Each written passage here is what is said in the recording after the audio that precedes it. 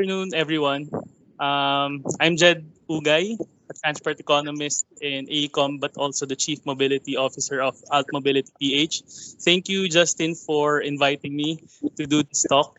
I hope you get some insights on our group, the Philippine situation, and the Metro Manila quarantine. So the presentation outline that I'm going to have is first I'm going to discuss about our group. It's an advocacy group called At Mobility PH. And then I'll discuss about the transport situation in the Philippines prior to the enhanced community quarantine.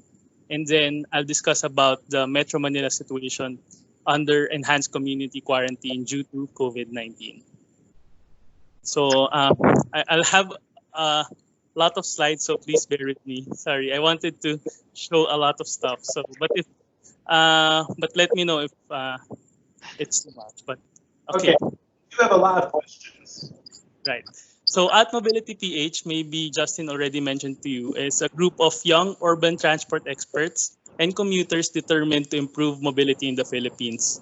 From an outdated vehicle-centric approach, we are shifting the discussion towards a people-centered strategy which recognizes the needs of humans, particularly pedestrians and the ordinary commuting public above all other interests. Because in the Philippines, maybe unlike Singapore, our transport and urban planning is very car-centric. Maybe it's more like we are following the US kind of thinking in terms of transport planning. So rather than maybe more public transport oriented. So we're trying to shift that kind of mindset.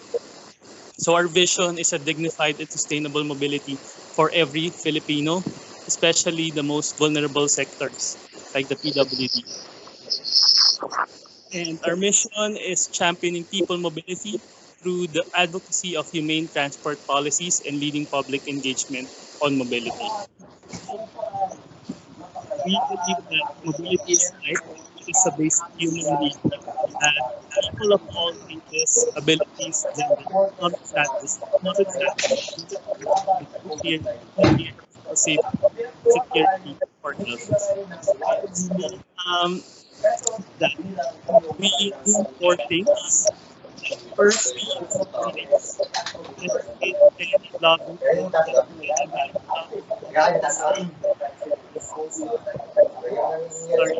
Wala.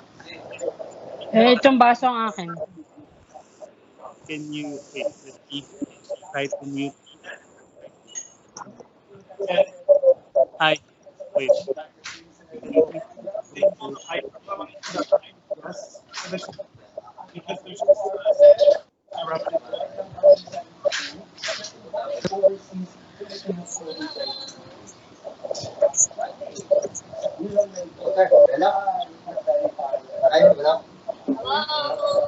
Hello. Yes. Can some of the others mute their right? Okay. Thank you. So I'll proceed again. So first, we're advocating and lobbying for the Magna Carta of commuters. It's basically a commuter bill of rights that we're trying to pass both in Congress and Senate. And we've had 3 senators file for it, and I think 5 congressmen, and it has passed the first reading, but it will go through the lengthy process of legislation. Then second is we promote citizen engagement through social media. We have an Out Mobility PH Facebook and Twitter page, and we also manage the House Your Biyahe Best Facebook group. It's basically a group where people can discuss topics, current issues, and any other transport and urban planning related topics. And it's similar to if you've heard of NOMTOT, that is a new urbanist means for transit-oriented things.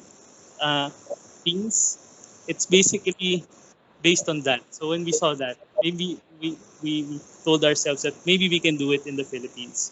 So we currently have 6,300 members for that page, and it has a lot of activity, especially now that we're experiencing COVID-19. And then third, we organize seminars and talks to promote people-centered transport mindset and solutions. And fourth, we provide technical advice to government agencies, public officials, media channels, and other entities. So what we do is we try to shift from the car-centric mindset that the Philippines and our public officials have into a more people-centered approach. So we're shifting the question of, for example, how do we solve vehicular traffic? Because that's always what the government is so focused on, to something that is more people oriented. Like, how do we enhance mobility? How many more people can we move? Looking at commuting travel time rather than just vehicle travel time and other people-centric metrics. Because in Philippines right now, their only metric or their priority metric is just vehicle travel time, but it's not vehicles that we want to move. It's people and goods. So it's a very there's a distinction between the two that I'm sure most of you are already aware of. And then on the Magna Carta of commuters, we are pushing for 8 rights. First is the fair share of public road space. Second, information for efficient and convenient travel. Third is breathing clean air during travel. Fourth is safe, convenient, and affordable public transport services. Fifth is public transport services that satisfy commuters' mobility requirements. Sixth is infrastructure for pedestrians, cyclists, and persons with disabilities. Seventh is special attention during service breakdowns. And eighth, representation and participation. So if you want more details about the bill, you can access the link shown on the screen.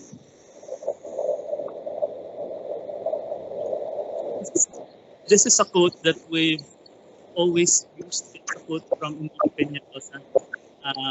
He said that mobility, more than a matter of money or technology, is a matter of equality.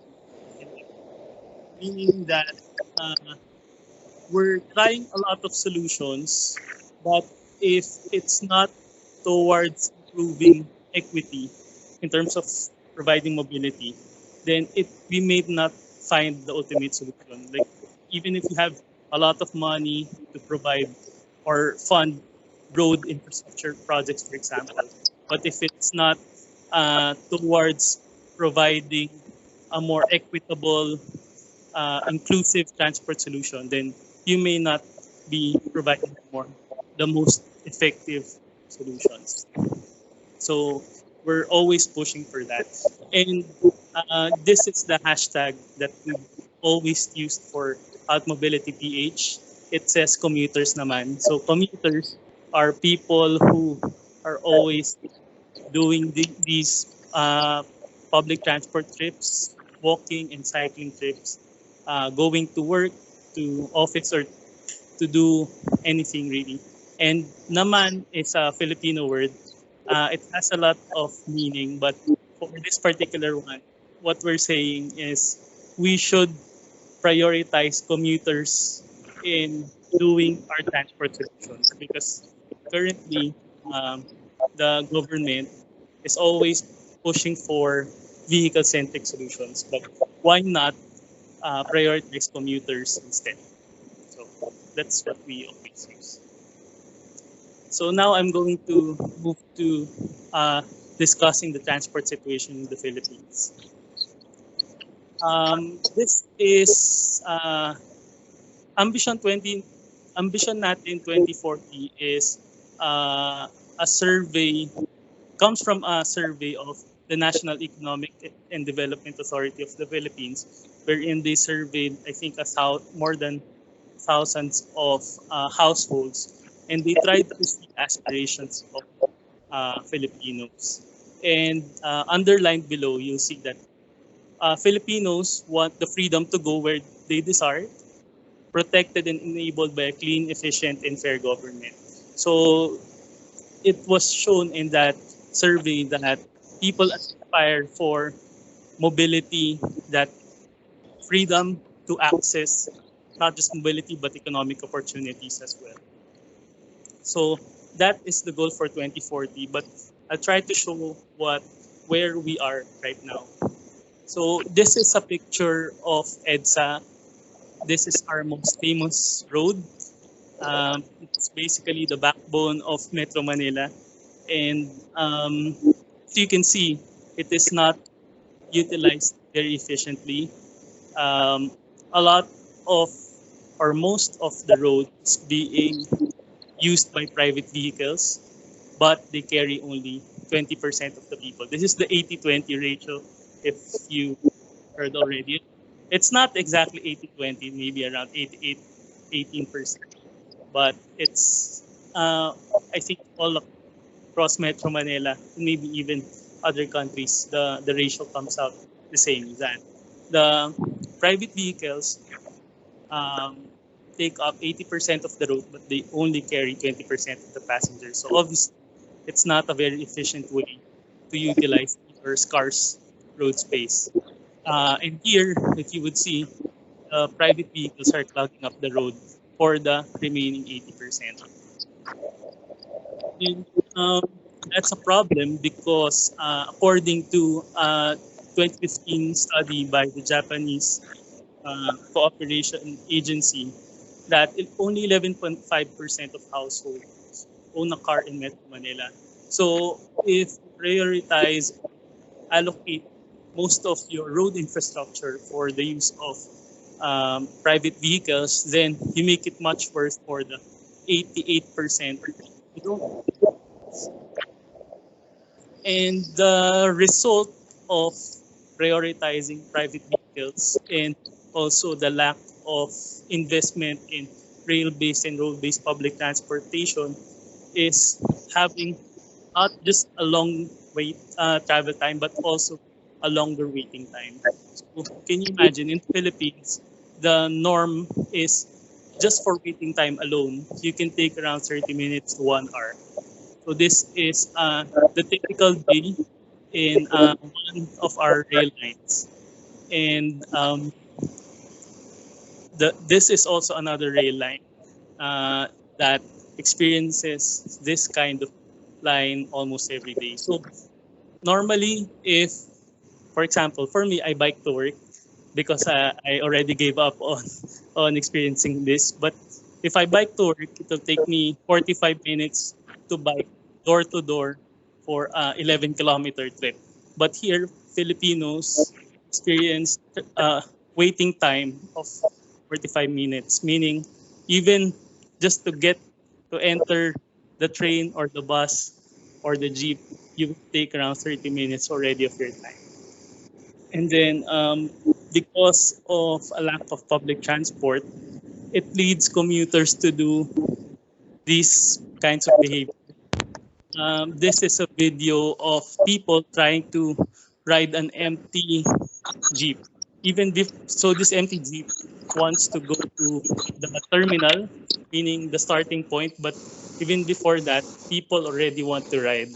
So and also, this is a recent video that became viral because on the other side, people want to enter through the door, right? So on the other side, there's a lot of people wanting to enter, but here, since they saw that they cannot enter from the door, they also tried entering from the window. So that's basically how people are really fighting to get that access.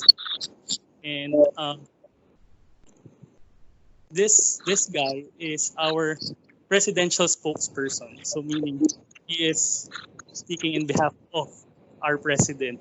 And what we see normally from the government is that they are not prioritizing this problem really well. And so this is one of the most, I would guess, disconnected statements that they have said, I think, October last year. They said that there is no transport crisis because people have been clamoring that transport in the Philippines is really so bad. But the presidential spokesperson said that there's no transport crisis, and I would even ride the jeepney to work. So this is a picture of him trying out for one day going to work, and I think he took 3 hours going to work at that day, but he said that there's no problem. You just need to wake up earlier. I think that's what he said at that time. So obviously, people were very angry at that statement. And then you will see this also in the policies and actions the government is trying to do. Obviously, the government has what they call the build program, meaning they will build more infrastructure, right? But transport is not just about infrastructure.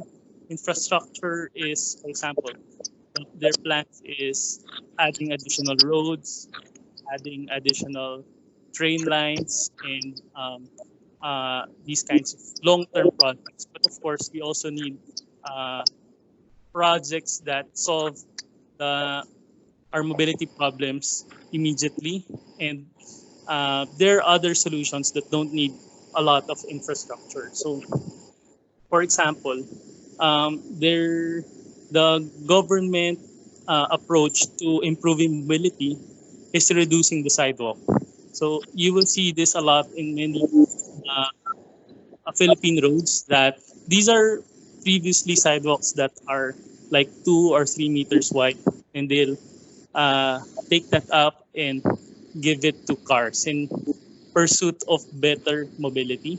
And also, um, the the the policies that they employ is to enhance private vehicle movement, and to do that, they will put public transport into the slower lane. For example, this is what they call the yellow lane. Obviously, we in other countries, I think like in Singapore, you have uh, lanes that provide exclusive lane for buses, right? But here, um, instead of the exclusive lane becoming a fast lane for buses, here it becomes like a jail for them. It because on the curbside, meaning the roads that are near the developments, that's the area where a lot there's a lot of road friction, and there it's really slow because that's also where the stoplights are. Unlike in the curbside, in the median is where you can access the faster uh, roads, like going through the underpass or going through the overpass. So here, actually, our MMDA person for EDSA said that um, in normally around the travel time of public transport is almost twice the travel time of private vehicles, according to their data. So imagine you already have a waiting time of 30 minutes, then you will take twice the travel time of a private vehicle. That's why a lot of people are want or aspire to have cars in the Philippines. Also, we put a lot of pedestrian crossings, even very short ones. Like on the right, you will see a picture of a very short distance, and yet they will put an overpass, and that's very prevalent in the Philippines. And this is an area where you're actually seeing a lot of foot traffic. So vehicles are very not fast. You're not expected to be fast because there are a lot of developments there, and yet they opt to provide um, pedestrians. So I mean pedestrian overpasses, which is very difficult for PWDs to access. And our sidewalks are particularly used as parking. Like if you see a wide enough sidewalk, that's parking area for people. So people are exposed to walking on the road. And in terms of having bike lanes, we don't really have good bike lanes. Like bike lanes are an afterthought. They put it on pedestrian sidewalks typically, and on the right side, if you see that picture, they use it as parking some for their own. Like it becomes a private parking. So it says no parking. It's only for customers. And if they try to put bike lane, they use the sidewalk. So, for example, this is a pedestrian sidewalk along EDSA, and they converted it into a bike lane. So now, pedestrians, where can pedestrians walk? So uh, these pictures are how it looks like in the Philippines. And for alt mobility, as I mentioned, our appeal is to promote people-centered transport. And we do that by inducing behavior of people to utilize sustainable, inclusive transport modes. Of course, we want more people doing walking trips, cycling trips, and public transport trips. So if we can, we should prioritize their movement. It has to be much easier and more convenient and safe to use walking, cycling, and public transport rather than private vehicles. So if I would, what we want is like purpose congestion. Like for private vehicles, you purposely want them to be congested, to be paying more or having more inconvenience, right? So that um, the pedestrian, cyclists, and public transportation will have more space in terms of the scarce urban space. And now I'll proceed to the Metro Manila under enhanced community quarantine. Uh, this was announced 2 weeks ago, and what happened is the government obviously wanted to restrict people going out and doing trips. So our Malacanang Palace, which is the president, had a briefing. So this is one of his cabinet secretary saying that to in view of the lockdown or the community quarantine, we are implementing a no mask transportation within Metro Manila, and now it became the whole of Luzon because it's trying to increase or enhance the community quarantine that they're trying to do. So meaning they stopped operations of all our public transport and including the jeepneys, the UP, the MRT, LRT. And the, the the thing that struck a lot of people is that there was an interviewer who asked, "Can private vehicles still ply the roads?" And they said, "Yes, if it's going to be used for um, buying grocery or buying medicine or um, going to the hospital." So meaning, if you have a car, you have that kind of access. But if not, you have to walk. Like literally, he said that either use a car or walk. That's what he said.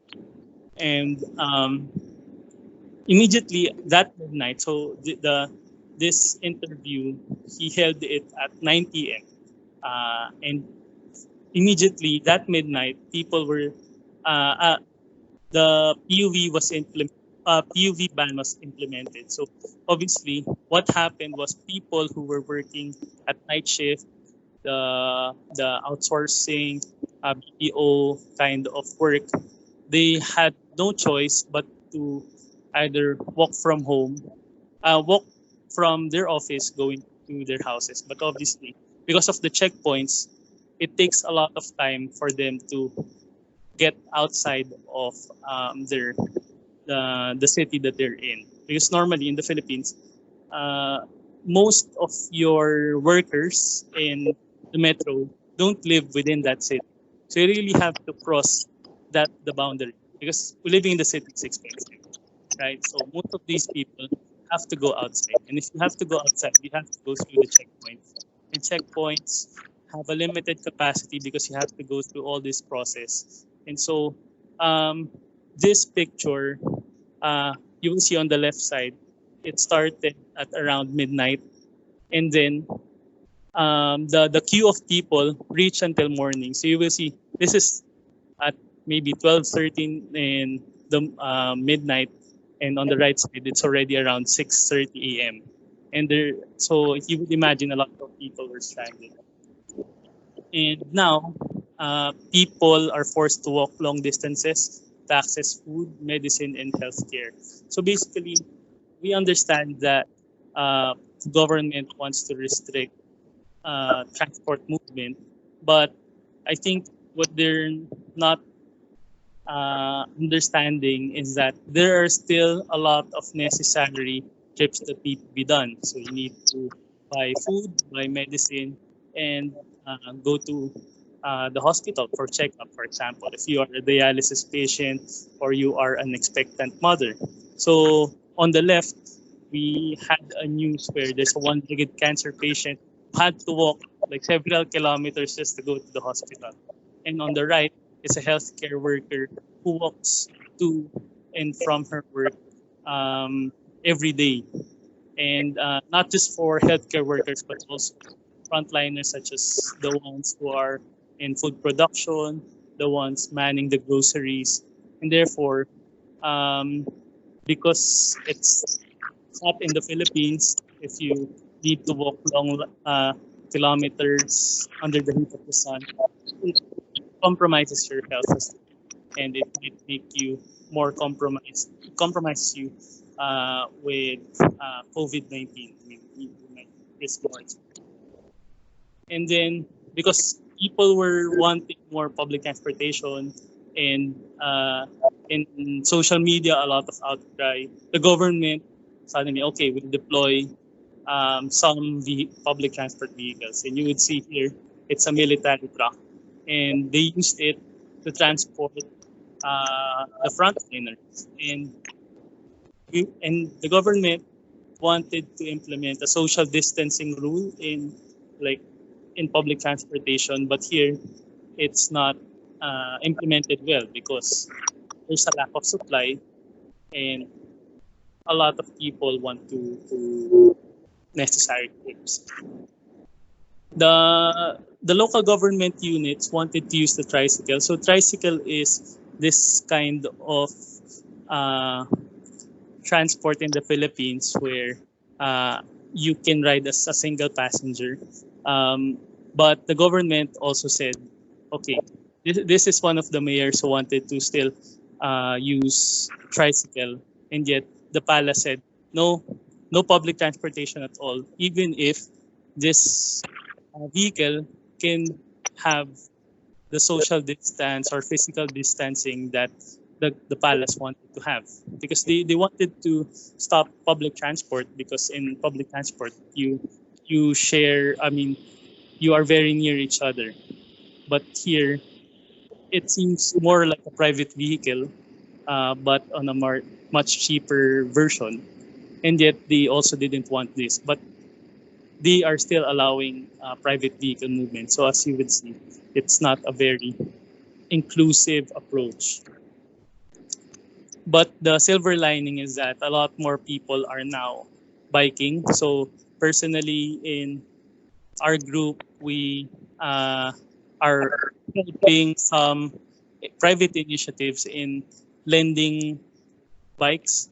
So I personally lent my bike also to one of the health workers, and because these health workers have been walking several kilometers going to work, and uh, private initiatives to provide them bike uh, bikes help them go to work, and now a lot more people are used to bikes.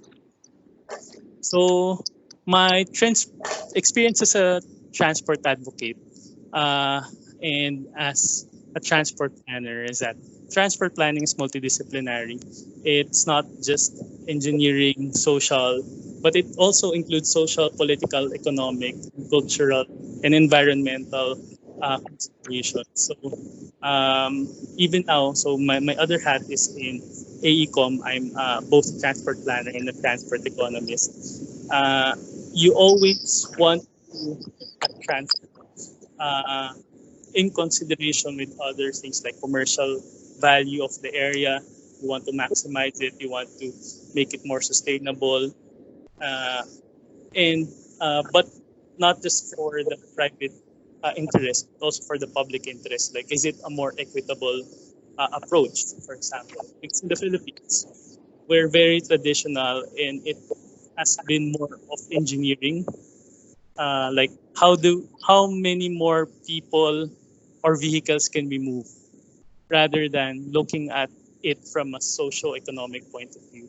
So that's also why I wanted to study transport economics, because it puts transport, the typical transport planning that we have in the Philippines, on a more, I'm putting more consideration on the socio-economic uh, aspects for the decision makers to also consider.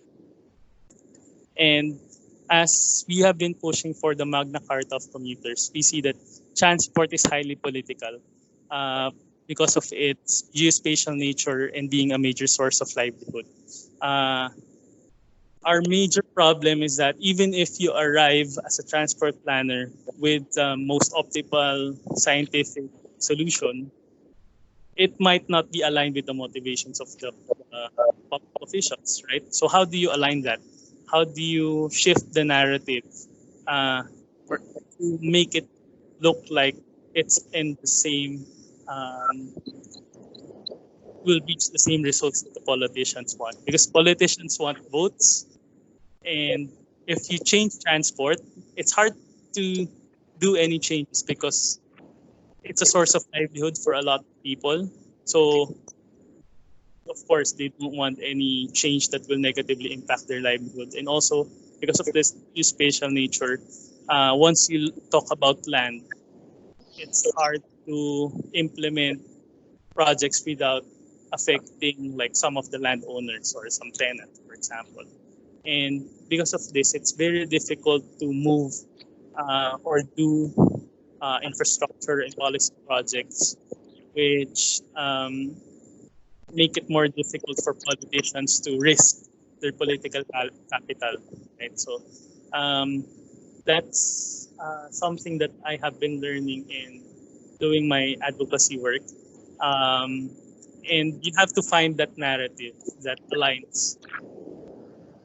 And also, um, typically the politicians want or prioritizes issues that are more about poverty, food security, about health, and how do you put transport into that issue that they will prioritize, right? They already have a lot of problems. And the impact of transport is felt across sectors, but felt most by the vulnerable sectors. So, as you have seen in the COVID-19 quarantine policies, the ones that are experiencing the most difficulties is the poorer sectors because they don't have cars, so they lack access to food and medicine now, and um, a lot of people are employed by the public transport sector. So once the government stopped it, the people there, it's a loss of livelihood for a lot of people, and there's no support from the government. So it's easy for like middle class or the upper class to comply with the just stay at home. But for people who have no work, no pay, how will they be able to uh, survive, and how can they feed their families, right? So um, I would end with this. In pushing for our hashtag commuters naman tagline, we wanted to create a livable city. And to do that, we must put people first. So it's a people-centered strategy. But because of COVID-19 added, and resilient, because now we're experiencing that. Because of when there's a disaster or now that there's a this pandemic, if you have if you have just had a better more people centered transport, like if you had bike lanes, people are biking, then maybe it would have been easier for the government to implement a no public transport policy. And it, you just make it more. So I go back to the title of my presentation, that hashtag commuters naman is a more sustainable, efficient, inclusive, and resilient solution to our transport problems. So that's all. Jedd, thank you so much. So I want to turn it over to the Q&A